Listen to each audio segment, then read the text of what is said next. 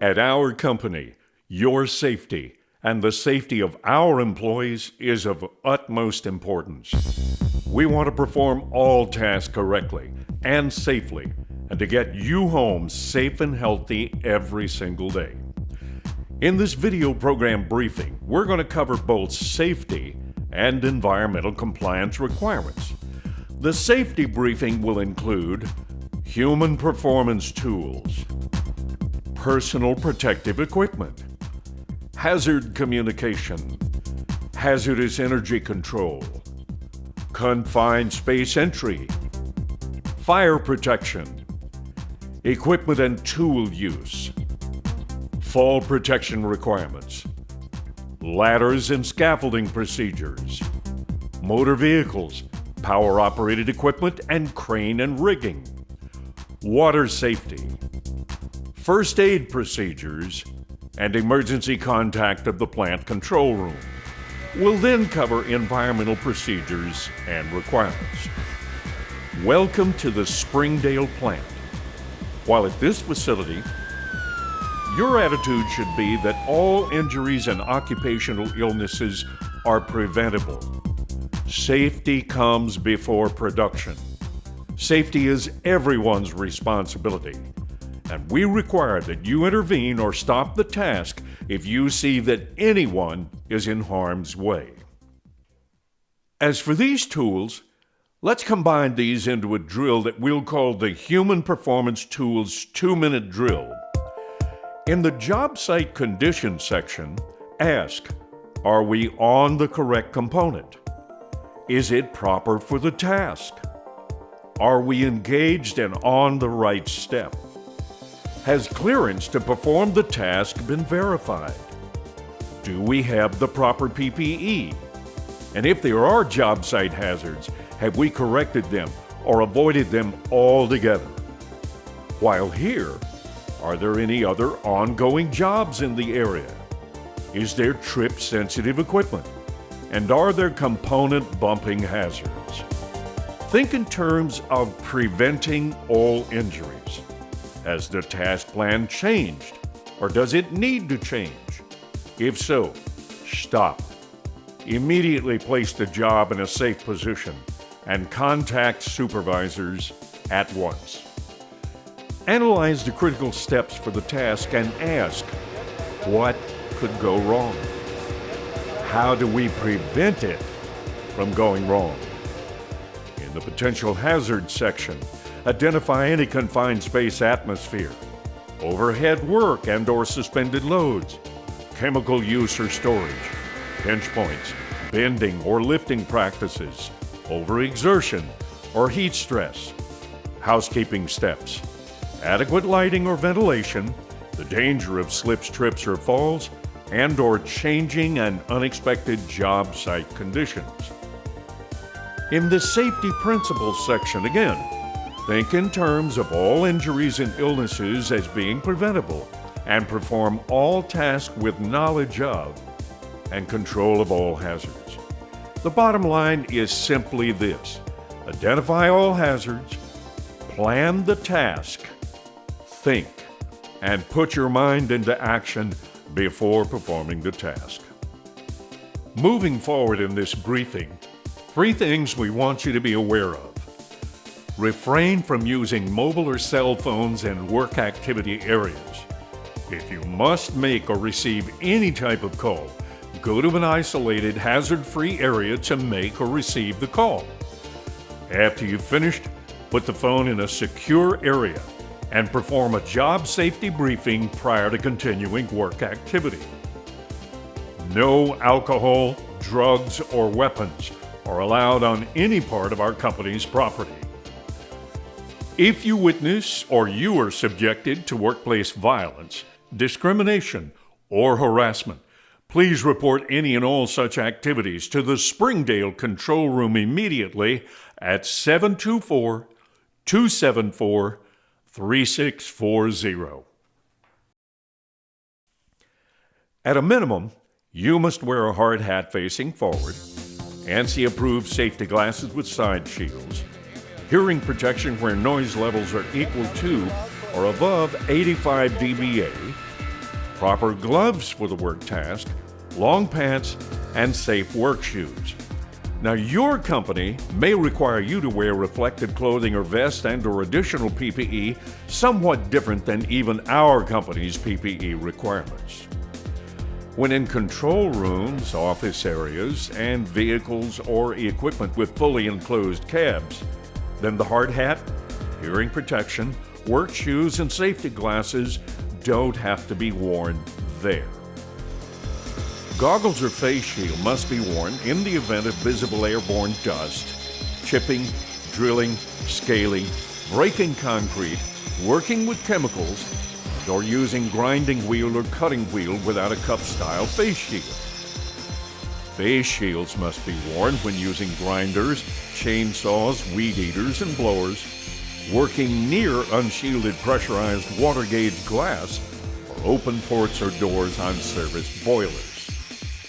After medical clearance and proper fitting, then respirators are required for visible aerosols, welding without local exhaust ventilation, working around insulating materials, in water vapors, sandblasting, spray painting, lead, arsenic, or hexachrome.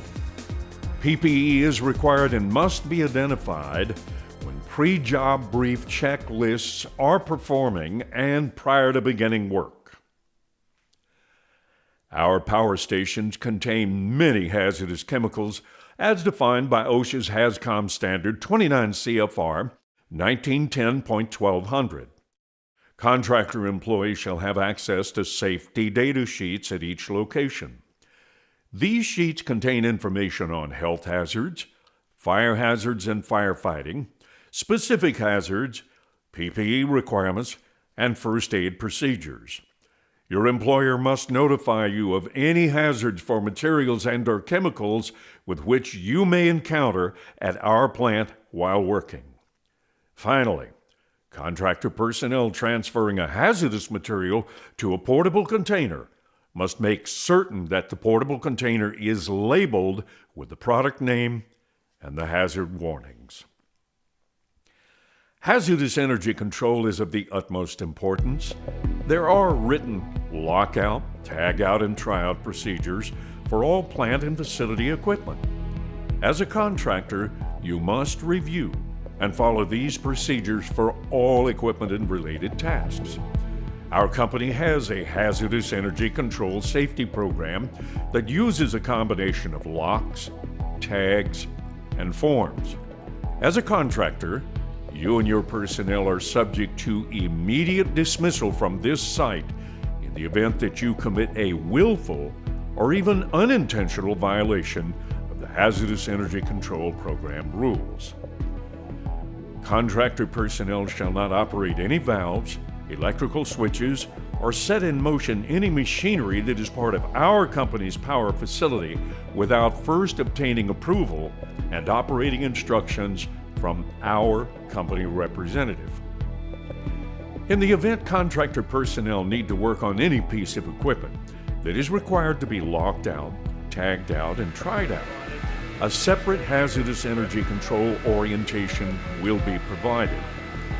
Note, our company has energy hazardous control procedures that also to apply to any and all new equipment installed by the contractor.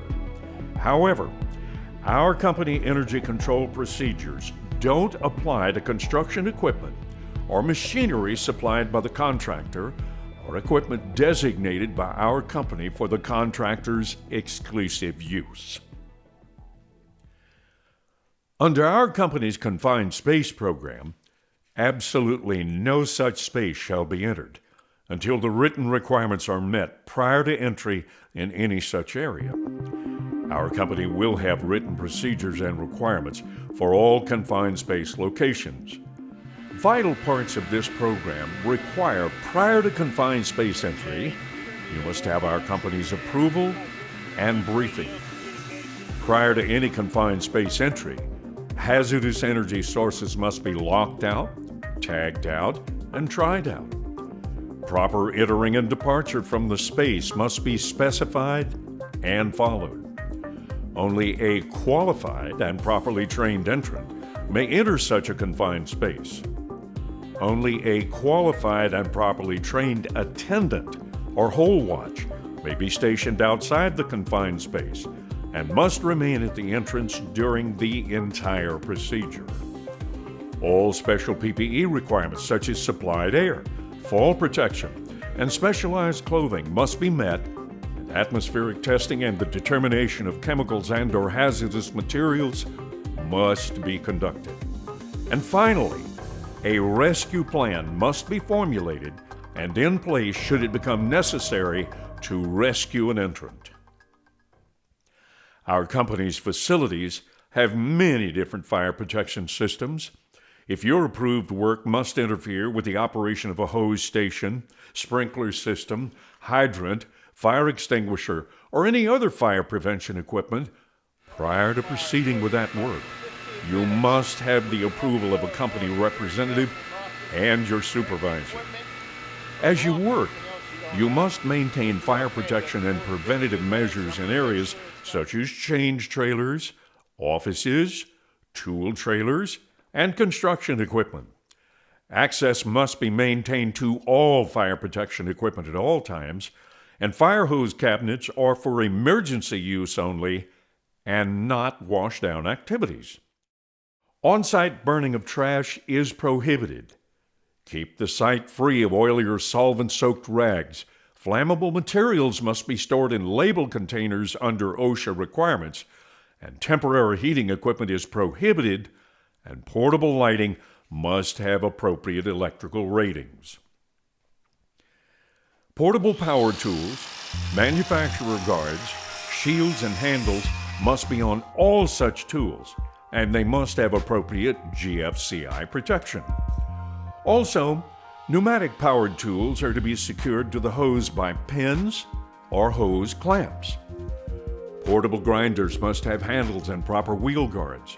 Also, they must have anti-kickback features and a deadman constant pressure switch. Compressed air hoses and couplings must have a positive means to prevent the tool from accidentally becoming disconnected. Don't use compressed air to clean materials off yourself or for cleaning surfaces. Instead, use vacuum systems. All box cutters must have blades that are auto-retracting and that can't be locked into position. And extension cords must have industrial 3-wire type grounded cables protected from damage and GFCIs in place. Don't use any damaged extension cord and immediately remove it from service.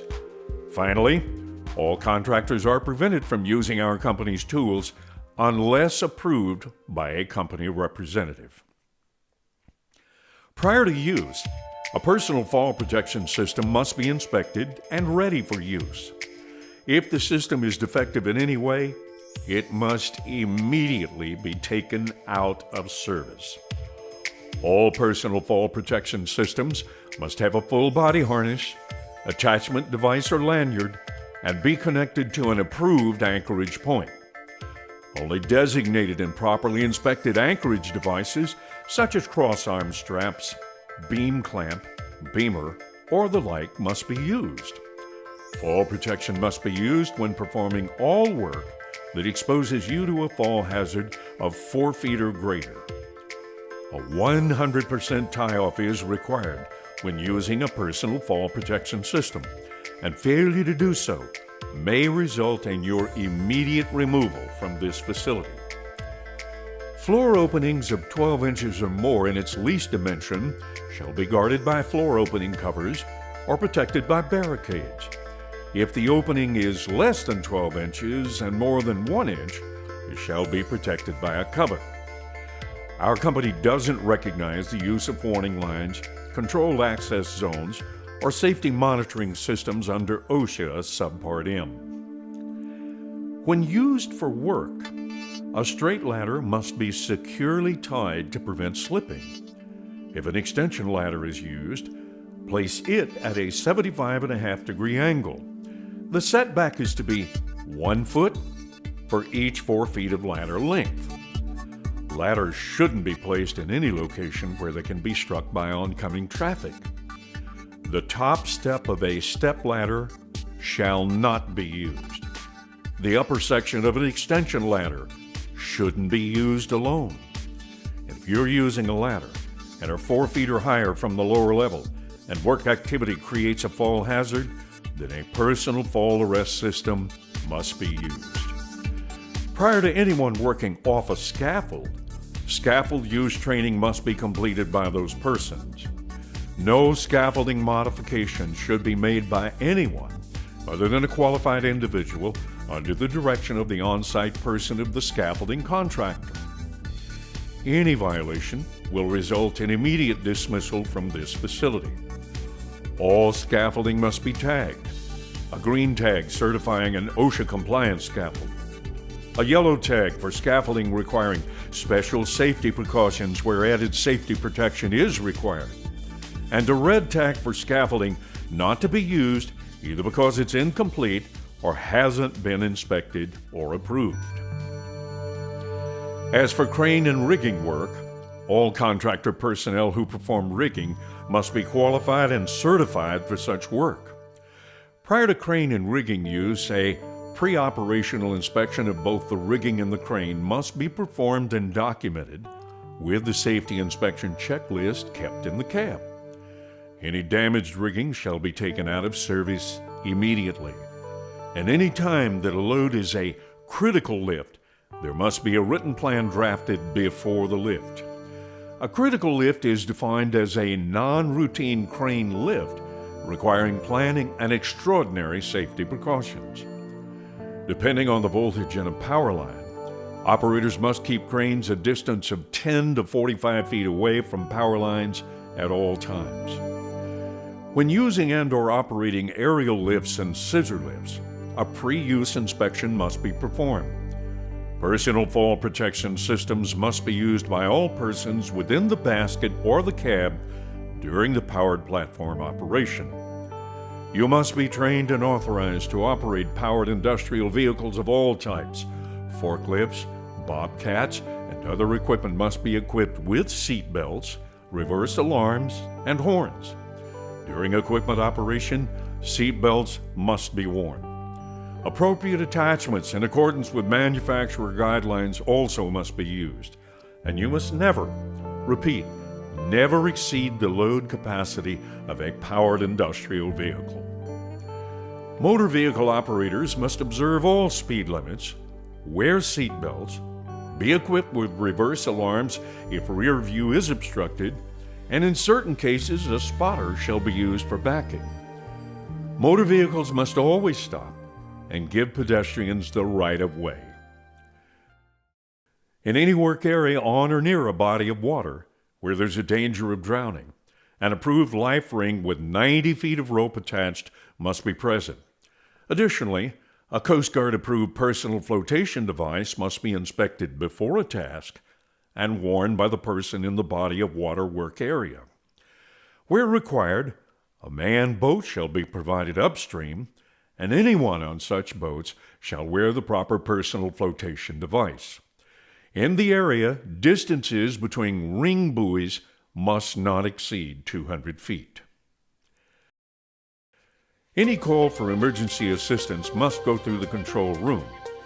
Find the nearest page phone, depress the button in the center of the handset, and announce Control Room Line 1 3 times and wait for the response. You may also use your cell phone and call the control room at 724-274-3640. That is 724-274-3640. In the call, give the nature of the emergency, including hazmat information, firefighting needs, number of the injured persons, and the nature of first aid and other assistance needed. Basic first aid guidelines are for skin contact. Quickly remove contaminated clothing and wash the area with large amounts of water. For inhalation, remove the person from exposure, administer CPR if needed, and transfer to a medical facility. For eye contact, immediately flush with large amounts of water for 30 minutes and contact the control room. Contractors and employees are to notify the control room In the event an environmental spill, release, or near miss occurs, do not notify local, state, or federal regulatory agencies. Our company will handle any required notification responsibilities. If the spill is small enough to safely clean up with on-the-hand spill response materials, then do so immediately. All cleanup materials must be containerized, and our company's representatives must specify and supervise proper disposal methods. In the event of a large spill or the probability of a spill reaching a storm drain or waterway, immediately contact the control room. Many storm drains lead to waterways. They're typically painted red and identified with lettering or signs. Some drains are equipped with plugs or temporary covers. Contractors must not remove any of these devices. Contractors must ensure storm drains leading to waterways are protected by and with covering with absorbent pads or socks, building a temporary dike with absorbent material, covering with temporary spill mats, or plugging drains. Contractors must not redirect any stormwater, processed water, or wastewater to a waterway or discharge point without our company's approval. Prior to transferring liquids, personnel must inform our company's supervisor. All vacuum trucks and high-pressure water pumps must have temporary containments placed under them. At a minimum of once a day, all industrial trucks, vehicles, cranes, forklifts, mobile lighting pumps, compressors, and generators must be checked once a day for leaks. Any equipment found to be leaking must be corrected or immediately removed from the site. Proper spill response equipment must be kept in the immediate vicinity, and when positioning any oil-containing or fuel-containing equipment, contractors must make sure it's not too close to a storm drain, drainage ditch, or waterway. For proper waste disposal, contact our company's health safety manager. Be aware, no aerosol cans, fluorescent lamps, or electronic waste such as computers, monitors, circuit boards, nickel, cadmium, or lithium-ion batteries, chemicals, oil, or liquids may be placed in plant trash receptacles. There are potentially hazardous materials on location at the plant, such as high-pressure natural gas, ammonia, high-pressure temperature steam, water, sulfuric acid, caustic soda, bleach, and biocide. Improper contact with any of these materials may cause injury or even death. If any material is released or contacted improperly threatening human health, immediately notify the ship supervisor in the control room and evacuate employees in the area or that are downwind to a safe location or assembly point. Don't attempt to shut down, contain, or otherwise handle these materials. Only specialized HAZWOPER-trained personnel with proper training and PPE may enter the release area and attempt to stop the source of the leak and/or turn on the water cannons. A final item here. Plant management must screen first and approve your use of removable media such as thumb drives, removable hard drives, and the like. Also, you may not take photos, video, or aerial drone footage without the express approval of plant management. In closing, remember this: someone expects you home tonight, and we want to get you there safely each and every single day.